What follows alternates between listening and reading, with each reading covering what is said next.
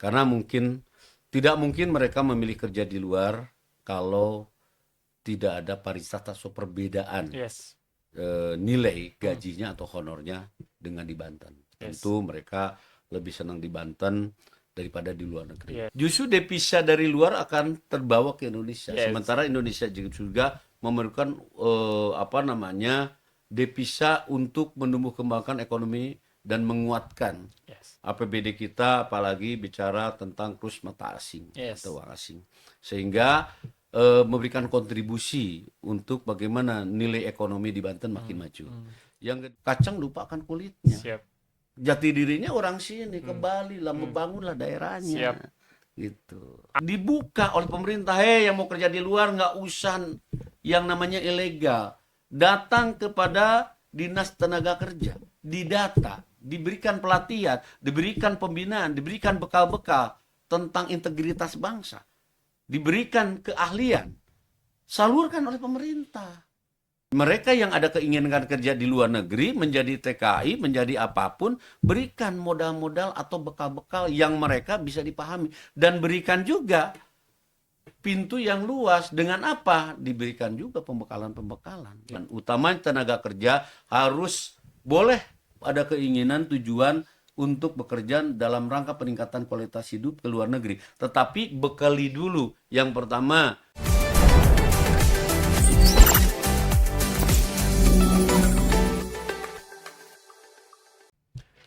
Assalamualaikum warahmatullahi wabarakatuh. Selamat siang Sobat Ekbis dimanapun Anda berada. Semoga dalam keadaan sehat. Jangan lupa follow semua kanal sosial media Ekbis Banten. Ikuti terus kegiatan Ekbis Banten. Dan hari ini teman-teman Sobat Ekbis dimanapun Anda berada, tema kita soal banyak pabrik berdiri di Provinsi Banten, tapi kenapa warganya memilih kerja ke luar negeri. Banten ini dikenal sebagai salah satu pusat industri terbesar di Indonesia.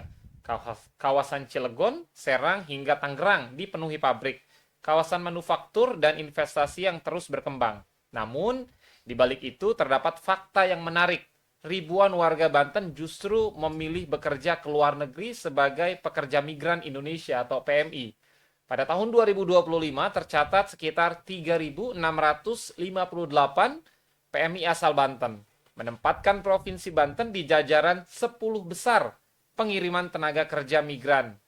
Di saat yang sama, berbagai upaya penguatan tenaga kerja dan pelatihan keterampilan terus dilakukan di daerah. Pertanyaannya, jika industri terus tumbuh di Provinsi Banten, mengapa sebagian warganya justru memilih bekerja di luar Provinsi Banten? Dan sudah hadir hari ini, Faiz akan berbincang langsung bersama dengan Bapak Asep Hidayat, Sekretaris Komisi 2 DPRD Provinsi Banten, sekaligus Ketua DPC Partai Demokrat Kota Tangerang. Assalamualaikum Pak Asep, apa kabar? Waalaikumsalam warahmatullahi wabarakatuh. Terima kasih Bapak Is, kita bisa ketemu lagi, bisa Siap. berbincang lagi bagaimana kita melihat kondisi yang ada masyarakat Banten yang tadinya mendengar bahwa lebih banyak juga yang memilih bekerja di luar atau di luar negeri. Siap. 3.658. Ini masyarakat Banten yang bekerja di luar negeri dan menempatkan Provinsi Banten sebagai 10 besar pengiriman tenaga kerja migran. Ini kan angka yang fantastis. Apakah tidak nyaman di Banten? Pak Asep, seperti apa? Silakan. Kalau saya sih melihat itu hal yang wajar ya.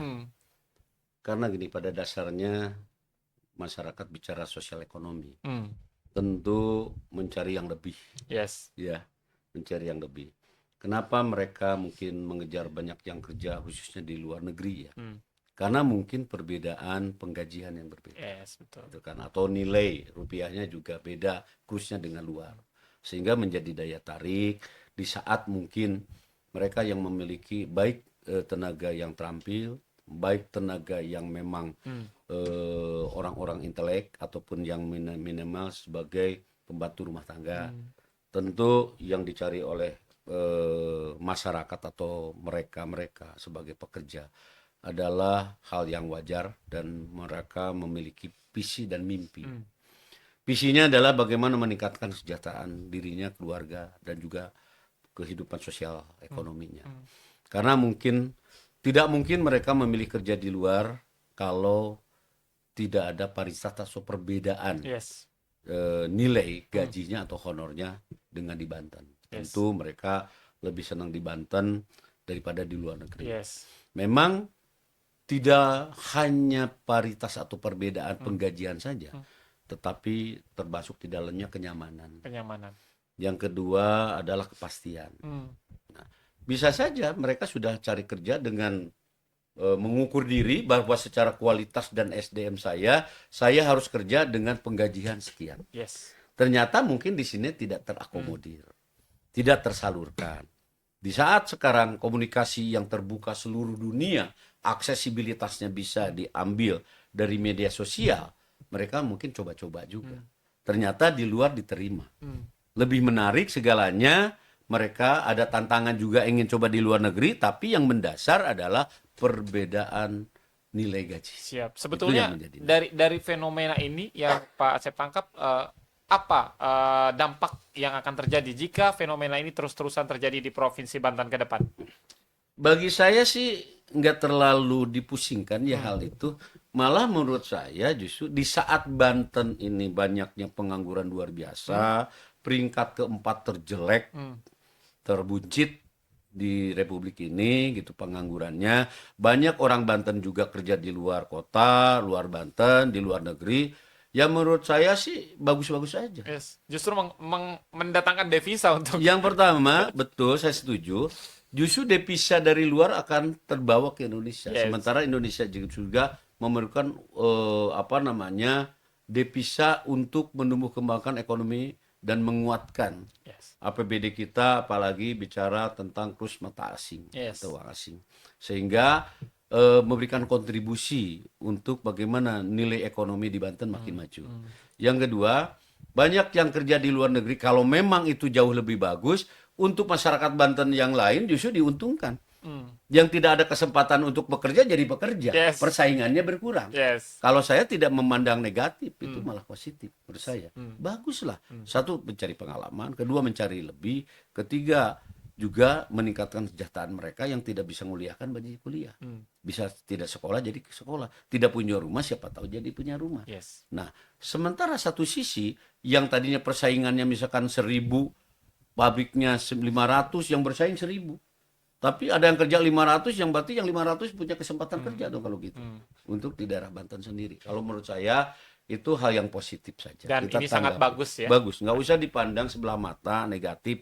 Justru makin banyak yang kerja di luar, bagus-bagus aja. Di saat di sini tidak terakomodir, karena memang mungkin yang memiliki intelektual tinggi, wah, gua tidak sejajar dong Yes. dengan gaji yang ada di sini. Ya, contoh saja, saya pernah mengutip teman seorang pilot. Pilot di Indonesia ini misalkan gajinya 60 juta. Begitu di Arab Saudi mereka ditawarkan dengan gaji 180 juta, hampir 3 kali lipat. Tapi aneh. Anehnya apa? Kok bisa? Sementara ongkos pesawat hampir sama aja. Kok di sana bisa gaji gede? Aneh. Karena tiket pesawat itu per mil hitungannya hampir sama. Tiket itu nggak begitu jauh. Nggak begitu jauh perbedaannya. Iya. Malah kadang-kadang dipandang lebih mahalan perusahaan BUMN kita Yes. tiketnya. Tapi kadang-kadang merugi aja. Ya. Kompetitor di dalam negerinya aja banyak swasta, kok nggak ngeluh rugi? Tapi BUMN rata-rata rugi aja. Bingung kadang-kadang. Saya sebagai wakil rakyat juga bingung. Ya. Nah itulah kalau saya nanti nyerempet ke BUMN lain malah jadi topiknya tidak enak ya gitu. Tapi perlu dikritisi juga. Ya.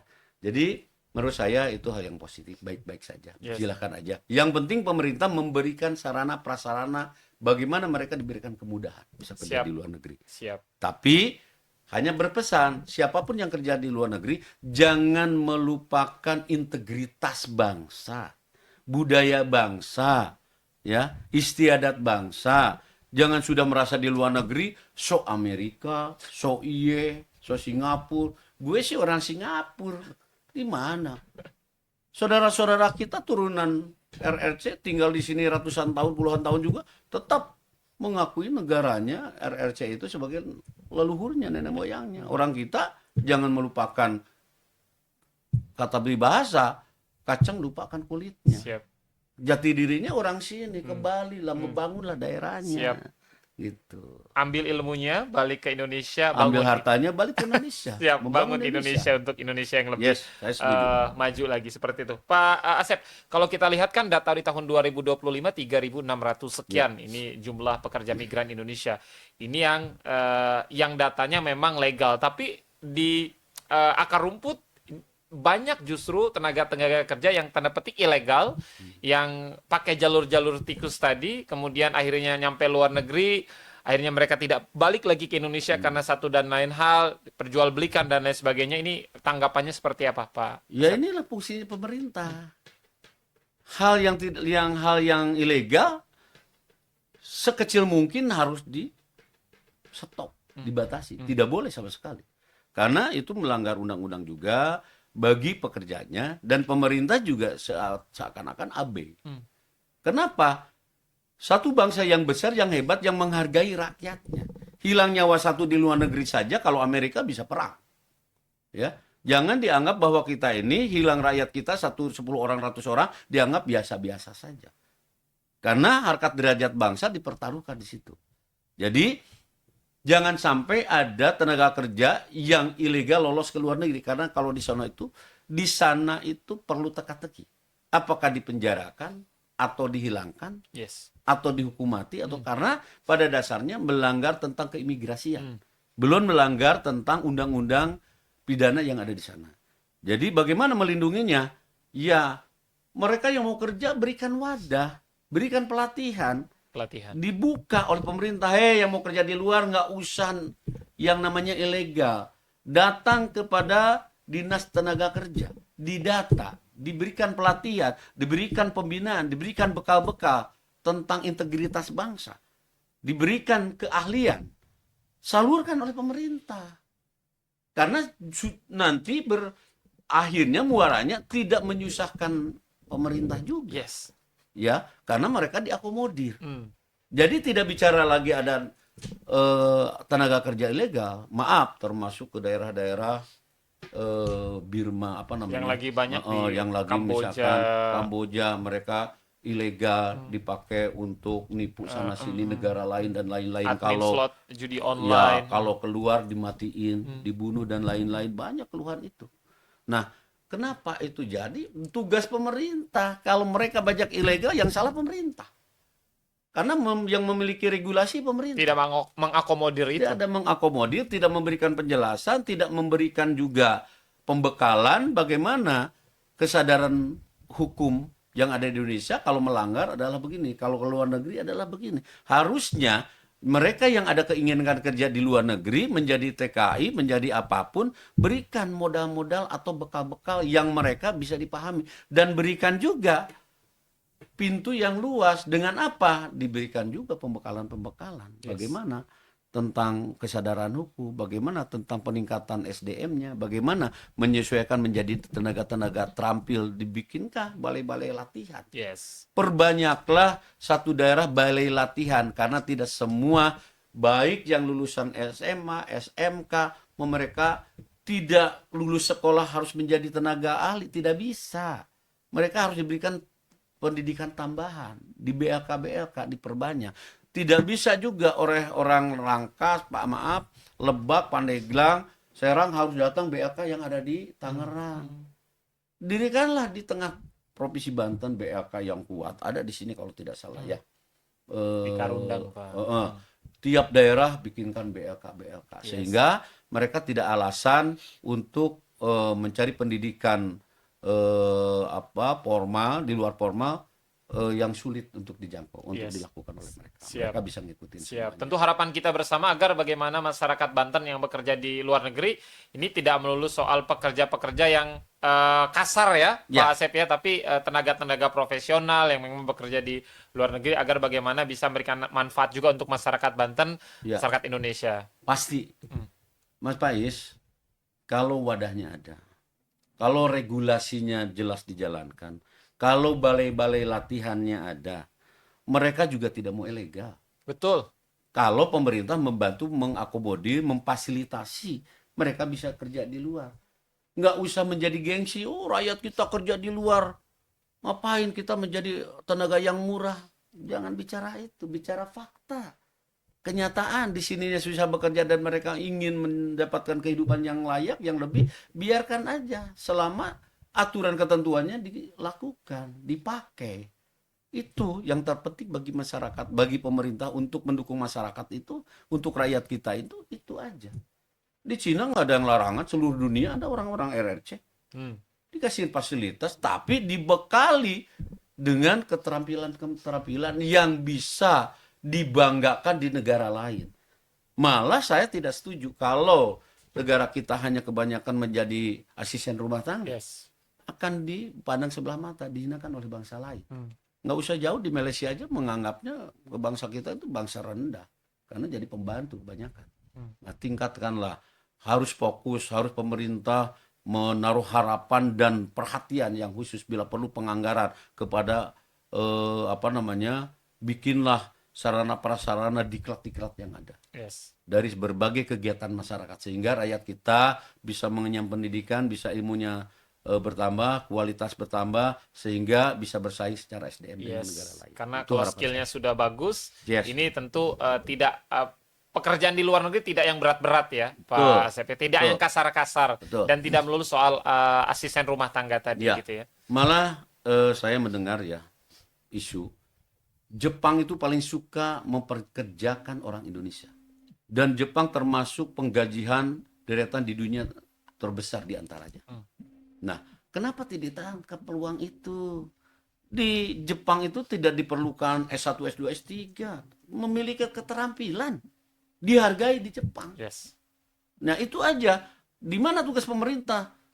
Sarana prasarana balai latihan yang harus diperkuat. Supaya mereka bisa mencari dan mengatasi kehidupannya sendiri. Tidak harus disuapin dengan bantuan-bantuan atau bansos-bansos. Justru memanjakan yang tidak mendidik. Anggarannya berikan kepada balai latihan. Yes. Bermodalannya yang mau praktek-praktek di sini, bengkel motor, bengkel AC dan lain-lain. Yang cukup selain dididik, sarana prasarananya dibantu. Itu aja. Yes. Yang Perbanyak BLK. Ya. Kalau bisa setiap kelurahan ada tuh BLK, Pak Asep. Mestinya setiap kecamatan minimal. Setiap kecamatan ada biar banyak warga juga yang semakin skillnya terasah. Kemudian kalau skillnya sudah bagus kan tentu akan meningkatkan Dan kualitas. hilangkan egois. Hmm. Ego lintas sektoral yang harus di aparatur kita dihilangkan. Yang punya kepentingan pemerintah pusat, provinsi, kabupaten, kota mesti kolaborasi. Mendirikan BLK misalkan di kecamatan, fungsi undang-undangnya misalkan tupoksinya provinsi, jangan berarti biarin provinsi aja, kabupaten kota santai-santai aja. Bagaimana kalau dikolaborasikan dalam misalkan implementasinya, boleh anggaran berbeda pembagiannya. Provinsi untuk apanya? BLK misalkan kabupaten kota untuk apa? Yes. Kalau itu dikolaborasikan, saya yakin kita menjadi rakyat kita, tenaga kerja kita menjadi tenaga kerja yang tangguh, yang berqualified, yang bisa diterima di negara manapun. Yes, itu harapan kita bersama tentu Pak betul. Asep. Tentu ini menjadi gambaran juga untuk masyarakat, buat kawan-kawan yang ingin bekerja di luar negeri agar tidak mudah terprovokasi melalui jalur-jalur yang tidak resmi. Ya. Karena kalau ini terjadi tentu yang pertama yang paling dirugikan adalah masyarakat itu sendiri. Ya, betul. Masyarakat itu sendiri yang dirugikan dan tentu harapan kita bersama agar tidak ada lagi pekerja-pekerja ilegal dan tugas pemerintah adalah mengakomodir tadi apa yang Betul. Pak Asep sampaikan, bagaimana buat regulasi-regulasi yang memudahkan, kemudian juga buat balai pelatihan kerja sebanyak mungkin karena dengan skill yang semakin bertambah tentu akan semakin memudahkan untuk bekerja di luar negeri. Pesannya Pak Asep untuk masyarakat Banten yang ingin bekerja di luar negeri seperti apa Pak Asep? Ya, yang pertama harus memiliki kesadaran. Yang pertama kesadaran mencari cara-cara, tata cara bagaimana meningkatkan SDM. Dengan pendidikan, dengan kursus khusus, dengan pelatihan, dengan BLK. Harus kita proaktif mencari sendiri. Jangan jadi rakyat hanya ingin disuapin. Tidak akan maju, percaya sama saya. Jadi ada keinginan dulu yang kuat. Bila perlu informasinya datanglah pada pemerintah. Kalau pemerintah dianggap belum proaktif. Atau pemerintah baru kepada bagian masyarakat ini. Setiap masyarakat harus memiliki keinginan itu dulu. Bagaimana meningkatkan SDM. Yang kedua, bacalah sesuai aturan-aturan ketentuan tentang tenaga kerja, tentang penempatan kerja di luar negeri.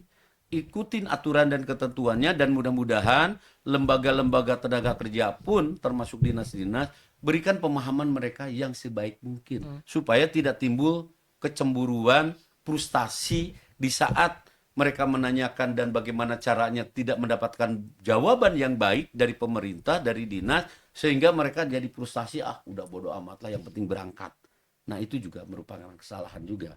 Jadi yang utama dua-duanya harus memiliki keinginan. Utama tenaga kerja harus boleh ada keinginan, tujuan untuk bekerja dalam rangka peningkatan kualitas hidup ke luar negeri. Tetapi bekali dulu. Yang pertama, tata cara dan budaya kita. Yang kedua, jangan merubah istiadat. Yang ketiga, tingkatkan dulu SDM kita. Yes, apa yang tingkatkan kurang? SDM. Enggak, sehingga kita menjadi pelaku-pelaku, pekerja-pekerja yang siap ditempatkan dan siap mengerjakan apapun dan handal mentalitasnya. Jangan cengeng. Dan itulah yang diperlukan oleh masyarakat kita. Mudah-mudahan aja tadi pemerintah juga harus proaktif membantu mereka, memberikan fasilitas dan sarana. Yes, agar kalau itu kan pesan untuk masyarakat yang ingin bekerja ke luar negeri. Ya, betul. Untuk masyarakat yang mungkin di luar negeri menyaksikan podcast ini, Pak Asep, apa yang ingin Pak Asep sampaikan? Saya ada sedikit ya. Jadilah kita menjadi tamu dari bangsa kita yang terkenal.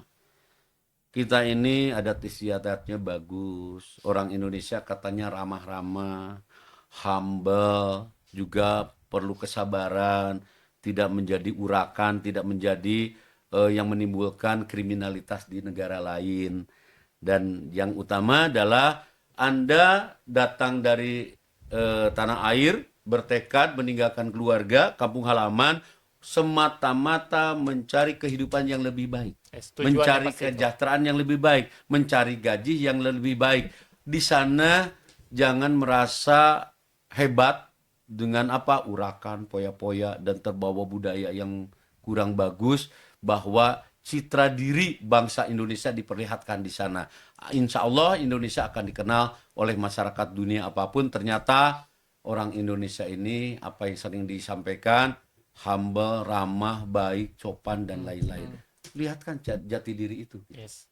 Siap, terima kasih banyak Pak Asep Hidayat, Sekretaris Komisi 2 DPRD Provinsi Banten, sekaligus Ketua DPC Partai Demokrat Kota Tangerang. Ini bincang-bincang Faiz, ini soal tenaga kerja Indonesia, terutama dari Provinsi Banten yang banyak sekali bekerja ke luar negeri, dan secara pribadi beliau mendukung penuh karena ini tentu akan memberikan dampak yang bagus. Tapi di sisi lain memang pemerintah Provinsi Banten harus berbenah agar bagaimana masyarakatnya betah kerja di Banten itu sendiri ya Pak Asep ya. Tambahan, closing statement saya katakan kepada saudara-saudara kita yang kerja di luar negeri, selamat dan berbahagia. Saudara yang ilegal bekerja di luar negeri, bukan ilegal, legal. Bahwa saya sangat bersyukur bahwa saudara ada keinginan kuat untuk dalam rangka meningkatkan kualitas hidup dan meningkatkan kesejahteraannya. Dan juga saudara di sana semoga diberikan lindungan dari Allah Subhanahu wa taala, menjadi pekerja yang terbaik, mencerminkan bangsa ketimuran, bangsa Indonesia. Selamat menjadi pejuang-pejuang devisa untuk negara kita. Siap. Assalamualaikum warahmatullahi wabarakatuh. Assalamualaikum warahmatullahi wabarakatuh. Terima kasih Pak